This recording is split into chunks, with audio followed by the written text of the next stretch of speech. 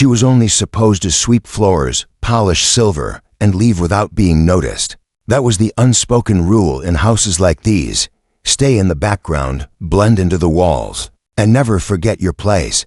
Sophia Morales had followed that rule every single day for nearly 2 years. But rules have a way of shattering when a single cry for help slices through the air.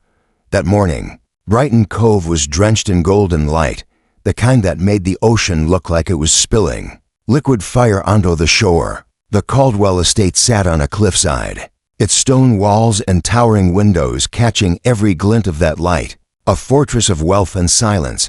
Sophia had arrived at 6:45 a.m., just like always. She carried her canvas bag, inside, a second-hand sweater for when the air conditioning blasted to high, a water bottle, and a paperback novel she barely had time to read.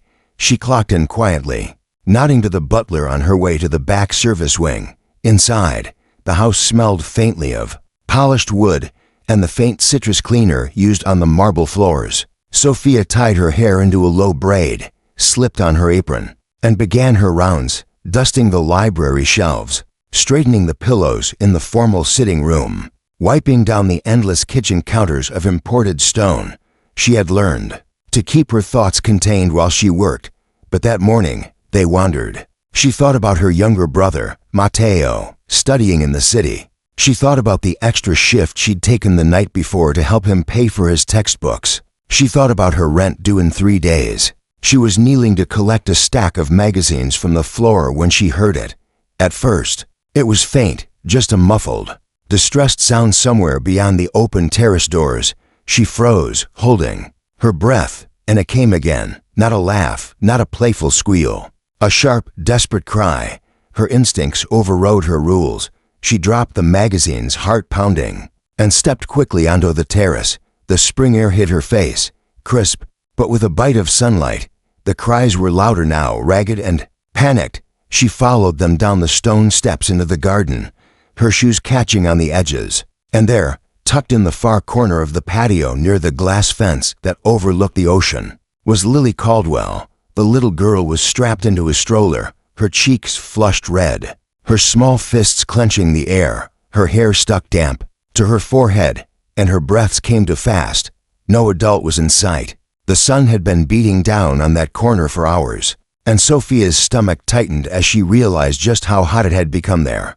Hey, it's okay," she murmured, kneeling beside the stroller. Her hands moved without hesitation, loosening the straps, lifting Lily into her arms. The child clung to her immediately, her little face pressing against Sophia's shoulder, tiny sobs shaking her frame. Sophia glanced around again. Still no one. She carried Lily inside, heading for the cool shade of the kitchen. She set the girl gently on the counter, dampened a soft cloth under the faucet, and wiped her flushed face. She spoke quietly, almost singing under her breath, until the little girl's breathing began to slow. That was when the deep, sharp voice came from the doorway. "What do you think you're doing?" Sophia turned, still holding the cloth in one hand.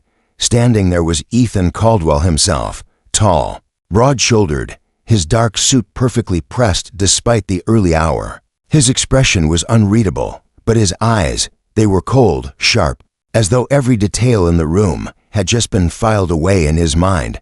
"I heard her crying," Sophia said softly, her voice steady despite her racing heart. "She was outside in the sun. You're not the nanny," he cut in, his gaze flicking from Sophia to the child. "No," she admitted, "I'm not.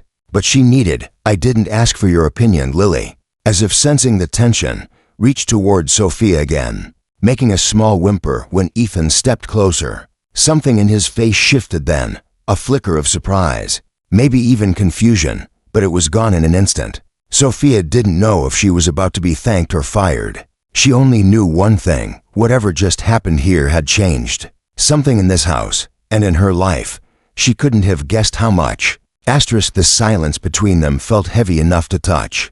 Ethan's gaze stayed fixed on Sophia for a beat too long, as if he was trying to decide what she was: a problem, a solution, or something he didn't have the patience to define. Lily's small fingers clung to Sophia's sleeve like she'd been holding on for dear life. I'll take her, Ethan said finally, stepping forward. His tone wasn't unkind, but it carried that edge of command that came from years of being obeyed without question. Sophia hesitated, then shifted Lily toward him. The moment Ethan's hands took hold, Lily turned her head away from him and reached back toward Sophia. The child's quiet protest, a single, pleading no, seemed to land between them like a fragile piece of glass that neither dared to touch. Ethan's jaw tightened. He wasn't used to rejection, not in the boardroom, not in his home, and certainly not from his own daughter. "Thank you," he said after a moment, though it sounded like the words had been dragged out of him. "You can get back to your work." It was dismissal, pure and simple, but as Sophia turned to leave, she couldn't shake the image of Lily's flushed cheeks or the way her small arms had tightened around her. She went back to polishing the silver in the dining room, but her thoughts stayed in the kitchen. Later that morning, she heard footsteps approaching and saw Margaret, the house's long-serving head housekeeper, in the doorway. Her expression was unreadable, but her voice was quiet when she said, "The nanny called, again. Won't be here for the rest of the week." Sophia paused, the cloth in her hand stilling against the polished fork. "So, who's looking after Lily?" "Apparently," Margaret said, looking slightly uncomfortable. "You are, for now." The words sank in slowly. Sophia wasn't sure whether it was an order or a warning. She had never been trusted with anything beyond her cleaning duties. But the thought of Lily left alone in a corner again, well, that wasn't something she could ignore. The rest of the morning unfolded differently. Sophia stayed near Lily, not quite as a nanny would, but as someone who understood that sometimes a child just needed to know there was a safe presence in the room. She read her a picture book, fixed her a small snack, and even coaxed a tiny laugh from her when she pretended to balance a toy block on her head. Every so often, she'd catch a glimpse of Ethan passing by a doorway or standing briefly in the hall. He never said anything, but his eyes would linger, not on Sophia exactly, but on the way Lily's shoulders seemed relaxed around her. By mid-afternoon, Lily had fallen asleep on the couch, her small hand wrapped around Sophia's thumb. Sophia stayed still, barely breathing, not wanting to wake her. It was in that quiet moment that Ethan appeared again, standing just inside the room. "You're good with her," he said, almost reluctantly. Sophia glanced up. "She's just a little lonely." Ethan's mouth pressed into a line. "She has everything she needs." Sophia looked at the sleeping child and thought, not everything. But she didn't say it out loud. Instead, she asked, "Do you want me to keep watching her until you find someone else?"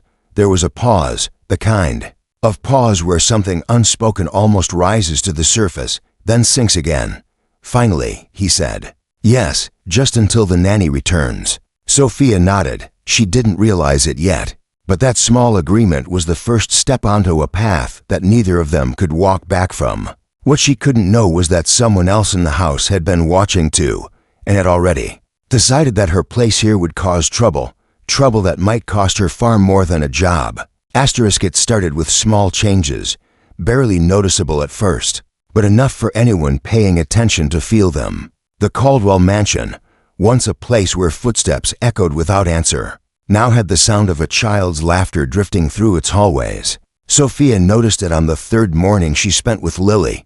The little girl had begun to greet her with a smile, reaching out the moment Sophia stepped into the nursery. They built block towers that leaned dangerously before toppling over, colored in picture books with every shade except the right ones, and read the same story 3 times in a row, because Lily insisted the ending was her favorite part. But it wasn't just Lily who noticed her presence. Sophia felt it in the way Ethan's eyes would rest on her a fraction longer when he passed by. He said little, but there was a faint shift in his tone, the clipped edges of his words softening whenever Lily was within earshot. On the 4th day, Ethan came into the sunroom unexpectedly. Sophia was sitting cross-legged on the floor, Lily in her lap, both of them peering intently at a jigsaw puzzle. "You're not doing the corners first?" he asked, his voice carrying mild amusement. Sophia looked up. She likes finding the middle pieces. "Corners can wait." Lily beamed up at him, holding out a puzzle piece. Ethan crouched down, taking it, and for a brief second, Sophia caught something in his eyes, a warmth quickly hidden. It might have ended there, except the doorbell rang, followed by the sound of voices in the foyer. Margaret appeared moments later, her face tight. "Mr. Caldwell." "It's Mr. Gaines. He says it's urgent." Sophia didn't know the name, but Ethan's jaw flexed as though bracing for something unpleasant. He left without a word, but not before glancing at Lily, as if reassuring himself she was fine. Through the open archway, Sophia caught fragments of the conversation, words like leverage, contract breach, and unfavorable terms she wasn't meant to hear, but they lodged in her mind anyway. That afternoon, while Lily napped, Sophia stepped onto the terrace to shake out a blanket.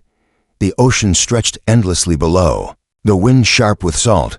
She closed her eyes for a moment, letting it wash over her. That was when she heard a voice behind her. "You don't belong here." She turned to see a woman standing by the doorway, impeccably dressed, with the kind of posture that spoke of old money and older grudges. Her tone wasn't angry, but it was cool, precise, like she was stating a fact. "I'm just doing my job," Sophia replied evenly. The woman's gaze swept over her. "Be careful not to mistake temporary usefulness for permanence. Ethan doesn't keep people around unless they serve a purpose, and purposes change." Without waiting for an answer, she walked away, the sound of her heels fading into the marble halls. Sophia stood there, the wind tugging at her braid, her thoughts tangled. She had no idea who that woman was, but the warning clung to her like the salty air, and deep down, she couldn't shake the feeling that she'd just stepped into the middle of something much bigger than a child's care. When she went back inside, Lily was awake, rubbing her eyes. Sophia smiled, masking the unease in her chest. "Come on," she whispered. "Let's finish that puzzle." But in the back of her mind, she knew that puzzles weren't always made of cardboard, and some pieces could cut if you tried to force them into place. The storm didn't arrive with rain. It came with whispers. By the next morning, the house staff were moving a little differently, glancing at Sophia in a way they hadn't before. No one said anything outright, but she could feel it in the air, the same way you can sense lightning before you see it. It started in the kitchen. Sophia stepped in to grab a glass of water, and the two maids by the counter went silent mid-conversation. One of them offered her a polite smile that didn't quite reach her eyes. The other busied herself with rearranging a perfectly neat fruit bowl. Sophia had been in enough homes to know what that meant. Someone had been talking. By late morning, she learned what about. Margaret found her in the nursery, folding a small blanket. "The nanny's back in town," she said flatly. Sophia nodded slowly. "That's good for Lily." "Maybe," Margaret's voice lowered. "She's not happy you've been filling her place, and she's not the only one." Before Sophia could ask what that meant, the sound of a car pulling up echoed from the driveway. Lily, seated on the floor with her toys, looked up expectantly. Moments later, the nanny walked in. Her expression froze when she saw Sophia. The kind of freeze that isn't about surprise, it's about calculation. "I see someone's been improvising," she said coolly, her eyes sliding from Sophia to Lily. Lily didn't run to her. She didn't even stand. Instead, she looked at Sophia as if waiting for permission to move. Sophia crouched beside her and said softly, "Go on, sweetheart. It's okay." Reluctantly, Lily stood and walked toward the nanny, but she glanced back twice before she reached her. The rest of the day passed in uneasy quiet. Sophia kept to the cleaning schedule, avoiding the nursery unless she was needed. But she could feel eyes on her, from the nanny, from the staff, and occasionally from Ethan. That evening, as she was polishing the brass rail in the staircase, Ethan's voice called her name from the study. She stepped inside to find him standing by the window, city lights glittering far below the cliff. "I've been getting calls," he said without preamble. "Rumors about you." Sophia's pulse quickened. "From who? Doesn't matter. What matters is whether there's any truth to them." His gaze was steady, almost searching. "I don't know what you've been told," she said, meeting his eyes, "but the only thing I've done here is take care of your daughter when no one else was there." For a moment, neither spoke. Then Ethan's shoulders eased, just slightly. "I know." It was the closest thing to trust she'd heard from him, And yet, before she could reply, the study door opened and the impeccably dressed woman from the terrace stepped in. "Ethan," she said, ignoring Sophia entirely, "we need to talk. Privately." Ethan hesitated, his eyes flicking between them. Then, to Sophia, "We'll continue this later." As she left, she caught the woman's voice behind her, low, urgent, and sharp. She couldn't make out the words, but the tone was enough to confirm one thing: whatever storm had started here was only going to get worse. And when storms hit the Caldwell estate, they didn't just wash things away. They exposed whatever had been buried beneath the surface. The weight of silence in the Caldwell study was suffocating, thick with words left unsaid and truths buried beneath layers of caution. Ethan's gaze was fixed on the distant city lights, but his mind was clearly somewhere else, tangled in the conversation he'd just had, the one that had left him more conflicted than ever. Sophia felt the shift the moment she stepped back into the house. The mansion no longer felt like a place of safety. It was a chessboard, each move measured, each glance a possible threat. That night, as she sat in the small room they'd set up for her near the nursery, her phone buzzed quietly. It was a message from an unknown number. "Be careful who you trust. Not all secrets stay buried for long." Her heart pounded. Who was watching her? What did they know? The next morning, Ethan found her in the garden, staring out at the ocean with a distant look in her eyes. "You're not alone in this," he said softly, stepping beside her. She looked at him, surprised by the gentleness in his voice. "I never asked to be part of this," she whispered. "No," he admitted, "but sometimes life puts us exactly where we need to be, whether we want it or not." The days that followed were a whirlwind of revelations. A letter from Sophia's estranged father, resurfaced after years of silence, revealed a painful past she had tried to forget.